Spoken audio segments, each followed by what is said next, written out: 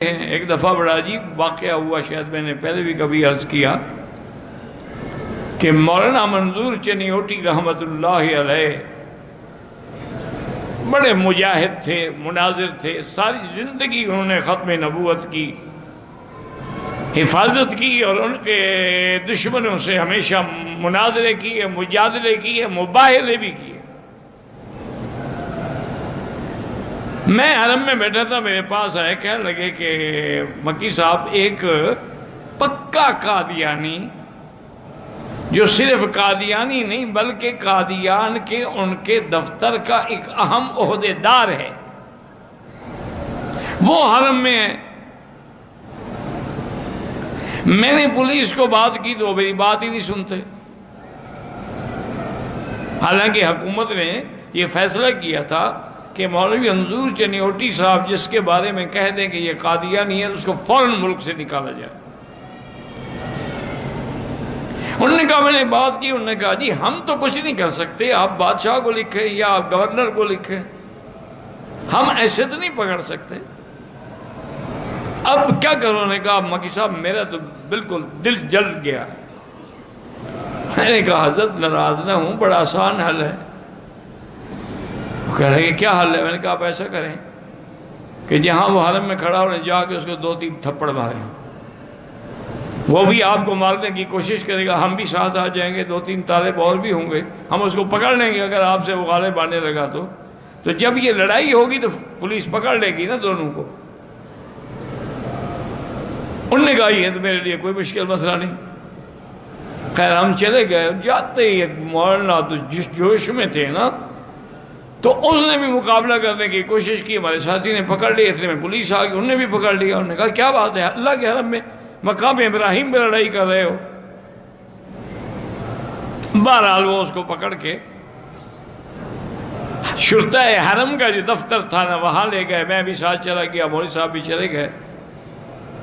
ان کے جو بڑے تھے، رائد تھے، مدیر تھے، وہ بیٹھے، انہوں نے کہا بھی کیا بات ہے؟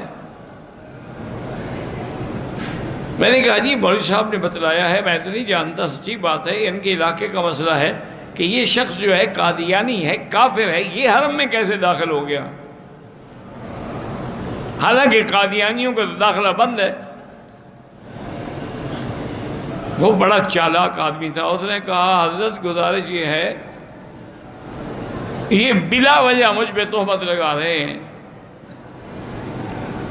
حضور پاک صلی اللہ علیہ وسلم کی حدیث ہے، من صلی صلاتنا واستقبل قبلتنا واکل ذبیحتنا فہو منا۔ یہ حدیث ہے، انہوں نے کہا حدیث ہے۔ انہوں نے کہا دیکھیں میں نماز پڑھ رہا تھا، قبلے کی طرف میرا رخ تھا، آپ کا ذبیحہ کوئی ہو تو منگا کے دیں، میں کھاتا ہوں، پھر میں کیسے کافر ہو گیا کہ میرے ساتھ لڑنے کے لیے آ گئے؟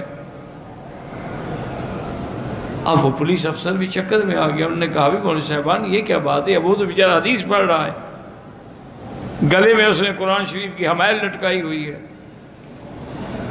ہم نے کہا حضرت آپ ان کے باتوں کو نہیں جانتے، یہ مولوی صاحب جانتے ہیں۔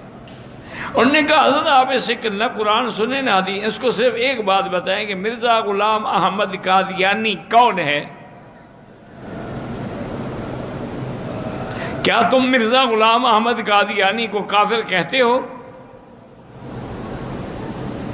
انہوں نے کہا وہ کون ہے؟ وہ دعی نبوت ہے، اس نے نبوت کا دعویٰ کیا ہے۔ جب اس کو پولیس والے نے کہا کہ ہاں بھائی بتاؤ مرزا غلام احمد قادیانی کون ہے، اس نے کہا وہ تو نبی ہے، کیونکہ وہ تو ان کا اہم عہدیدار تھا نا، وہ کیسے انکار کر دیتا؟ تو پولیس والوں نے کہا، انہوں نے کہا آپ مکی صاحب آپ بھی اور آپ جائیں، اب مجھے مسئلہ سمجھ آ گیا، میں جانوں اور یہ جانے، میں انشاءاللہ رات اس کا عقیدہ ٹھیک کر دوں گا۔ انہوں نے حکم دیا کہ اس کے گلے سے قرآن اتار لو، کافر کا کیا تعلق ہے کہ قرآن گلے میں رکھے، اس کو ہتھکڑی ڈال کے جیل میں رکھو، رات میں اس سے بات کروں گا۔ اب اس کو مسئلہ سمجھ آیا۔